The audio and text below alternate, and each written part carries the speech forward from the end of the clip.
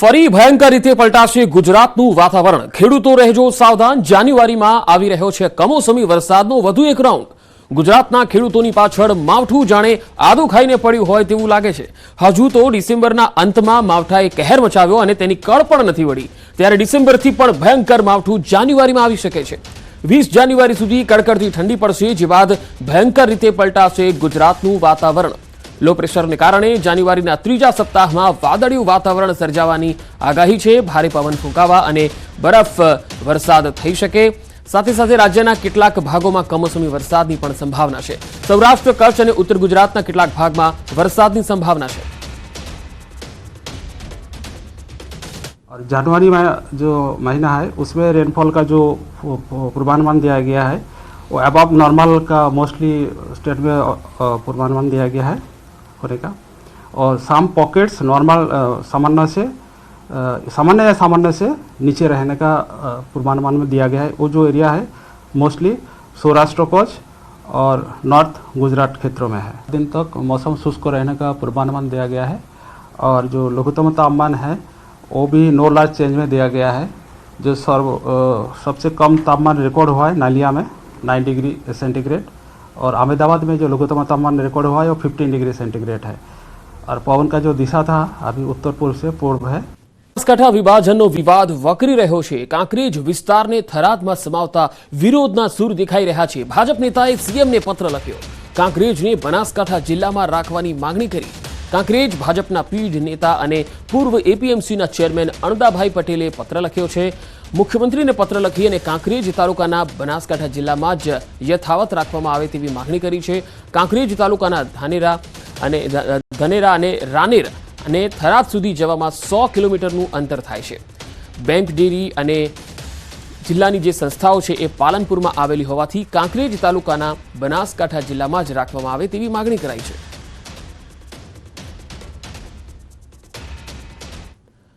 બનાસના બે કાંઠા કરાતા હવે ચારે તરફ વિરોધનો સૂર ઉઠ્યો છે। રાજકારણ પણ ગરમાયું છે।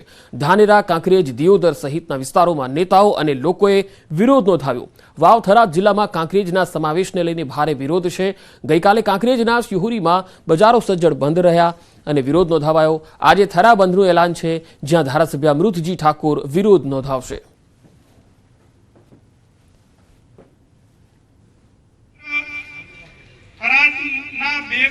કોન્ટ્રાક્ટરોને, ઉદ્યોગપતિઓને, ત્યાંના લોકોને રાજી રાખવા માટે બિલ્ડર લોબીએ મોટા હપ્તા આપી આ બિલકુલ સ્પષ્ટ મોટો નાણાકીય વ્યવહાર થયો અને નાણાકીય વ્યવહારના દ્વારા આ વિસ્તારને અન્યાય થયો છે। ત્યારે મારા મત વિસ્તાર કાંકરેજ તાલુકાને થરાદ જિલ્લામાં જે સમાવેશ કર્યો છે બાબતને હું વખોડી કાઢું છું। કારણ કે મારા કાંકરેજ તાલુકાના ખેડૂતો હોય, નાના મોટા વેપારી હોય, એમને પાલનપુર જવું આવવું ખૂબ સહેલું ને સરળ પડે છે। નાના મોટા ધંધા સાથે સંકળાયેલા લોકોને પણ જવું આવવું ખૂબ સહેલું ને સરળ પડે છે।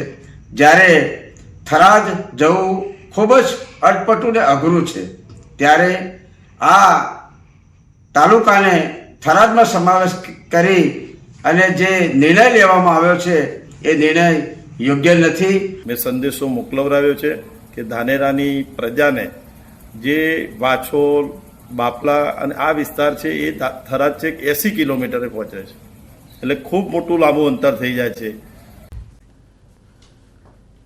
બનાસકાંઠાના વિભાજન સામે હવે ભારે વિરોધ જોવા મળી રહ્યો છે। દિયોદરના કોટડા ગામના એક સ્થાનિકે દિયોદર એમએલએ કેશાજી ચૌહાણને ફોન કરીને વિભાજન ન કરવા અપીલ કરી।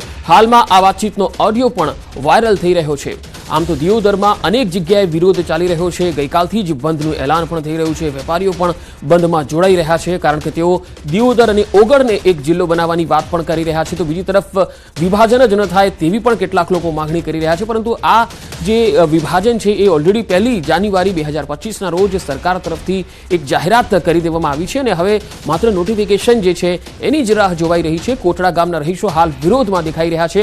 દિયોદરને કેમ જિલ્લા મથક ન જાહેર કરાયું તેને લઈને પણ એક વિરોધ છે, કારણ કે વાવ, થરાદ જે છે એ એમને અટપટું લાગી રહ્યું છે અને દિયોદર જે છે એ વધારે તેમને અનુકૂળ હોય એવું લાગી રહ્યું છે।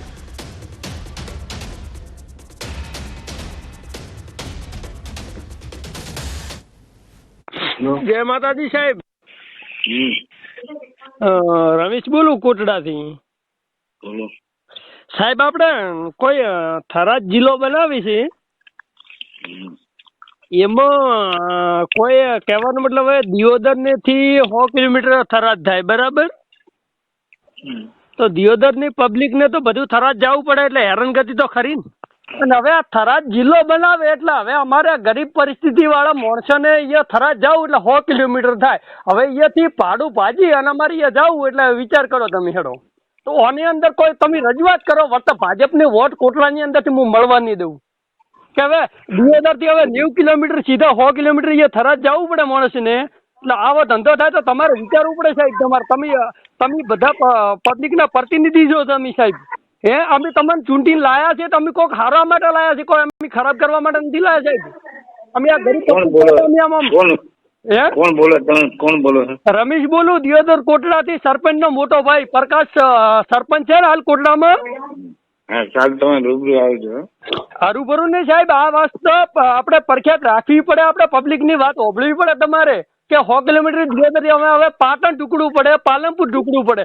હવે થરાદ આપણે 100 કિલોમીટર. ભાઈ રમેશભાઈ, તમે કાલ રૂબરૂ આવો.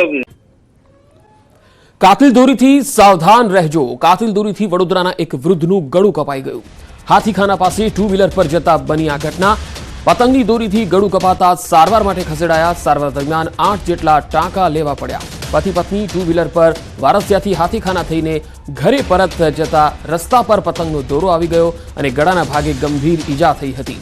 હાથીખાના પાસે 2 વ્હીલર પર જતા આ બનાવ બન્યો હતો. રસ્તા પર વાહન લઈને જતા હોય તો ખાસ ધ્યાન રાખજો, કારણ કે લોકો હવે કાતિલ દોરીની પતંગ ચગાવતા થઈ ગયા છે અને તેના કારણે જીવ જોખમમાં મુકાઈ શકે છે. જોકે આપણે જણાવી દઈએ કે ચાઇનીઝ દોરી પર પ્રતિબંધ છે, ચાઇનીઝ તુક્કલ પર પ્રતિબંધ છે. એટલે કોઈ પણ વ્યક્તિએ ઉત્તરાયણની જે ઉજવણી છે એ અત્યારથી ન કરવી જોઈએ, અને જો કરે પણ છે તો સુરક્ષિત ઉજવણી કરવી જોઈએ, જેથી કોઈના જીવને જોખમ ન સર્જાય.